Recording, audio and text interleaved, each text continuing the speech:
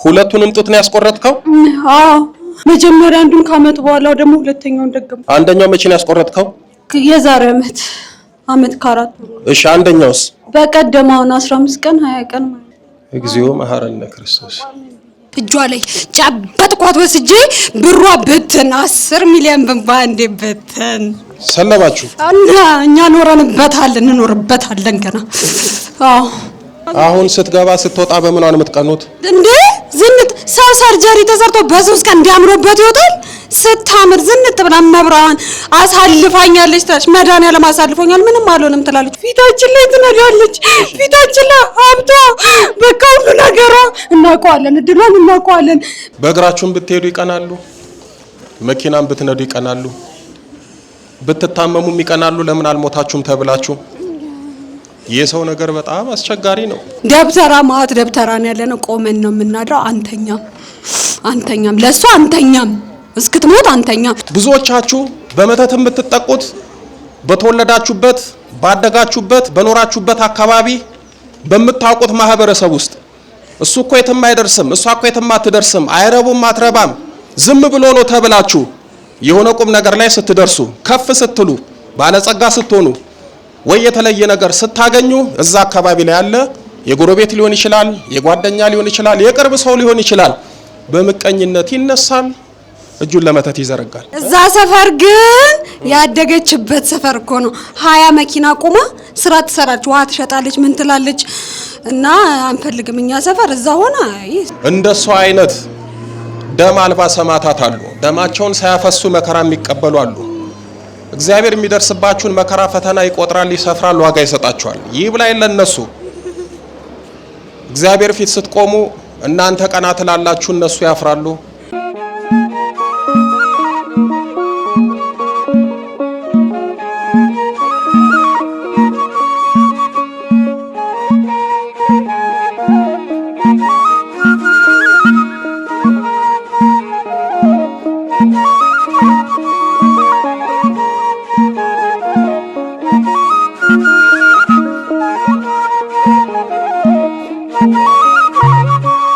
ቅባ ቅዱሱ ለብሮ መተፋው በቃ እንዳልፈልገው ይልጉኒ በቃኝ፣ አልፈልገው ሰድልኝ።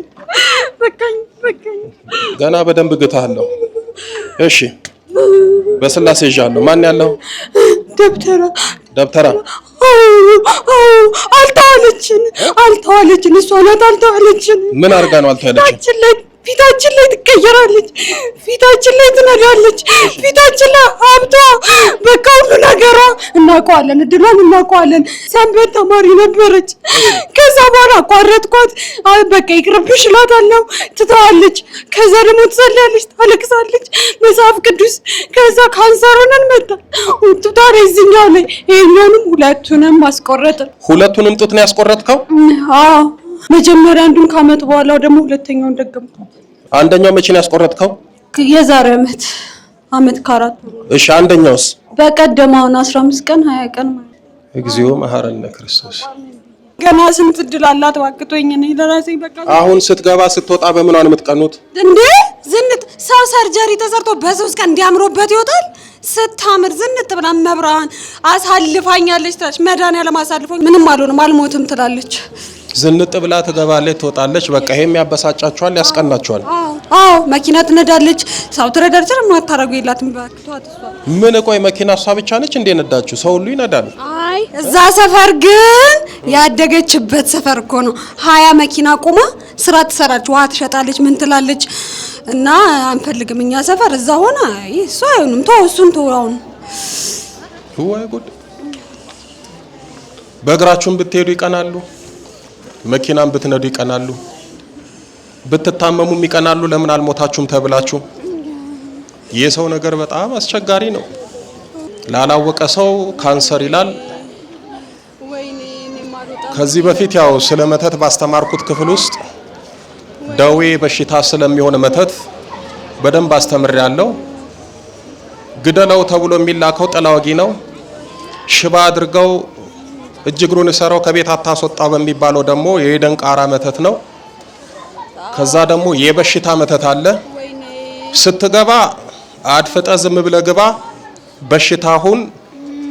በሽታ ከሆንክ በኋላ ደግሞ በዛ በበሽታ ስም ስራን ሰርተ ጎርተ አካል አጎድል ከዛ መጨረሻ ግደል የሚባል መተት አለ። አሁን የሰዎች እሷ ላይ የሚልኩት አካሏ እንዲጎል እንድትሞት ነው። ዛሬ ደግሞ ታውቃላችሁ አይደል? ቅዱስ ጊዮርጊስ አይደል? ቅዱስ ጊዮርጊስ ምኑን ያጣው? አንገቱን አጥቷል። ቅዱስ ጊዮርጊስ በመተት ይፈተን ነበረ። በምን አልኳችሁ? በመተት። ሰብስቲያን የሚባል ሀገር የፈታ ጠንቋይ ነበረ።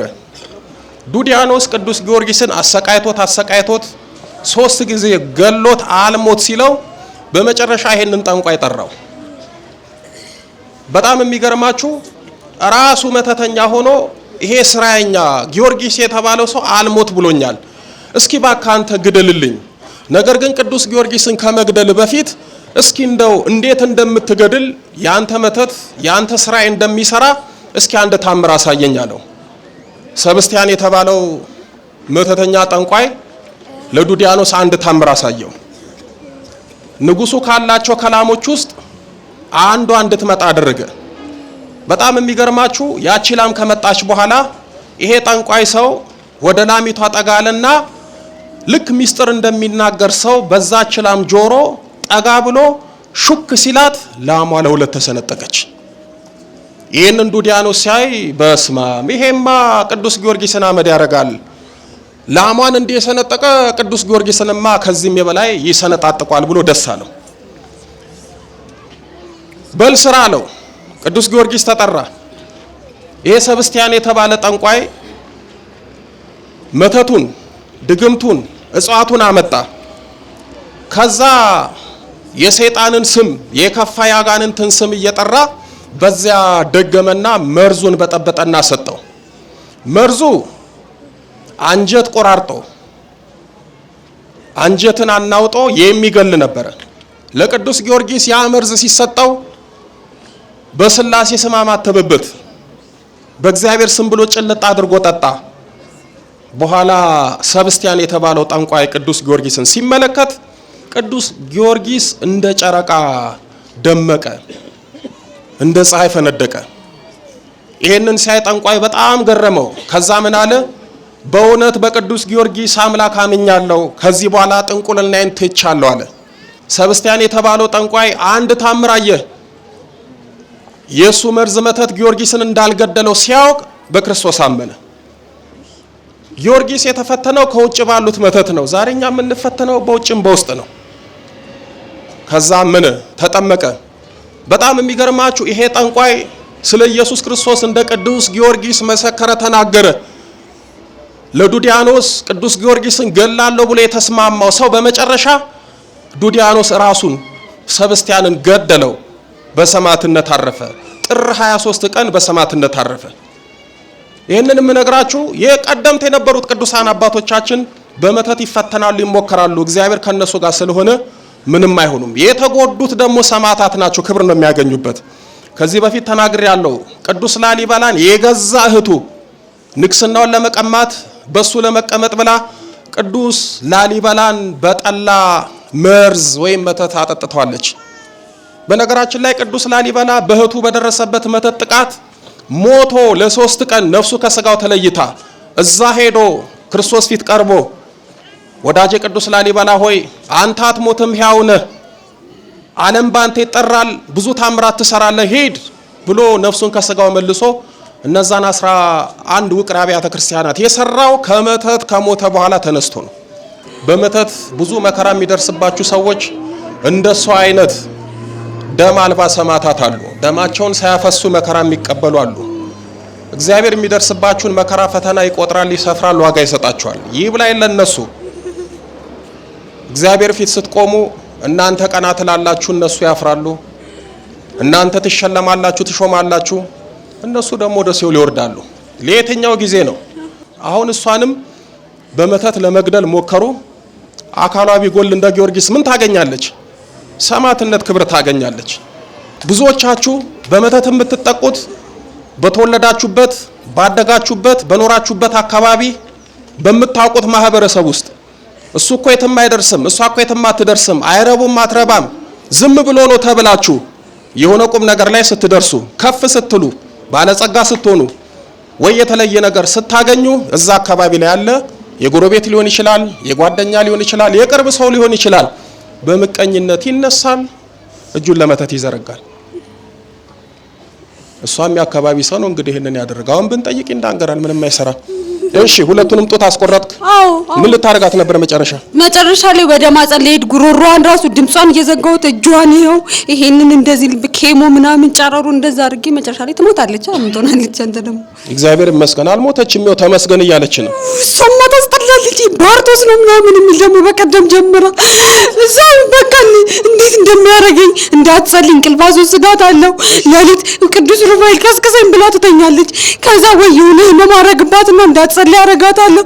ግን ልቧ ጸሎት ላይ እየነዳች ስትጸልያለች። በአፏ ዝም ብላ ትለፈልፋለች። የደብተራ መተት ሌላ ማን ያለው? የጎረቤት መተት፣ የጠንቋይ መተት፣ ደብተራ ማት ደብተራ ነው ያለነው። ቆመን ነው የምናድረው። አንተኛም ለሷ አንተኛም እስክትሞት አንተኛም። ገናኛ ለልጅ ምናምን ብለን ነበረ። ግን ወደ ልጆች አትሄዱም እያለች ልጆቿን እንዲይዛት ጸልያለች። ወደሱ እነሱ አልሄድንም ግን እንሄዳለን። እሺ አሁን ሁላችሁም ነው የምትሄዱት? ወይኔ እንሄዳለን። በስላሴ ስም ታዛችኋል። ከሰውነቷ ላይ ቧጥ ተነስ፣ አንሳ። በስላሴ ስም እዚህ ጋር ነኝ። እጇ ላይ ጨበጥኳት ወስጄ ብሯ በተን 10 ሚሊዮን ብር ባንዴ በተን። ሰለባችሁ እና እኛ እንኖርበታለን ገና። አዎ ወይ ጉድ እኮ ነው የምንሰማው። 10 ሚሊዮን ብር የሚገርም ነው። በል በስላሴ ስም በኃያሉ በመድኃኔዓለም ስም በኪዳነ ምሕረት ስም በቅዱስ ሚካኤል ስም በቅዱስ ገብርኤል ስም በቅዱስ ሩፋኤል ስም በቅዱስ ኡራኤል ስም በቅዱስ ጊዮርጊስ ስም ስማችንን የጠራን ያደፈጥን የተደበቀን አንድም ሳንቀር ሁላችንም ለቀናል፣ ከሰውነቷ ወጥተናል። በስላሴ ስም ለዘላለም በሲኦል ታስረናል። ከእንግዲህ በኋላ ብንፈትናት መድኃኔዓለም ይፍረድብን። የዘብሩ ዳኛ ቅዱስ ገብርኤል ይፍረድብን። የመጨረሻችን ነው። በሉ 7 የጩና ወጡ። 1 2 3 4 5 6 በለ መጨረሻ ጋነዘና ቅዱስ ገብርኤል በስላሴ ስም ሲውል ያወርዳችሁ። እግዚአብሔር ይመስገን። ሲናታ ማትቢ አይዞሽ፣ ደህና ነሽ? ደህና አባ። ማን ነው ስምሽ? ቡዛየው። ያው ስለ ጥያቄ በጣም ይቅርታ፣ ሞራልሽ እንዳይነካ። ሁለቱም ጡቶችሽ ተቆርጧል? አዎ። ሁለተኛ ደረጃ ተብሎ ይሄኛውን ከዛ ደግሞ ይሄኛውን። መቼ ነው የተቆረጥሽው? ዛሬ አመት ከ4 ወር ነው። አሁን ደግሞ አንደኛው ነስቲንግ 15 ቀን። ይሄ ሁሉ ግን የሆነው በመተት ነው? አዎ አውቃለሁ። ስጸልይ ምናምን ብዙ ጊዜ ጆሮዬ ላይ እንትን ይላል። ህመም አይደለም፣ ደዌ አይደለም፣ የክፉ ሰው እጅ ነው። መብራን የመጨረሻ ታርግልሽ በሏት። በእውነት እመቤታችን ላንቺ ክብር ነው፣ ሰማዕትነት ነው። በእውነት ችግር የለውም። ዋናው መዳኔ ነው። አሁን አንቺ እንደዚህ አድርገውሽ ተመስገን ትያለሽ።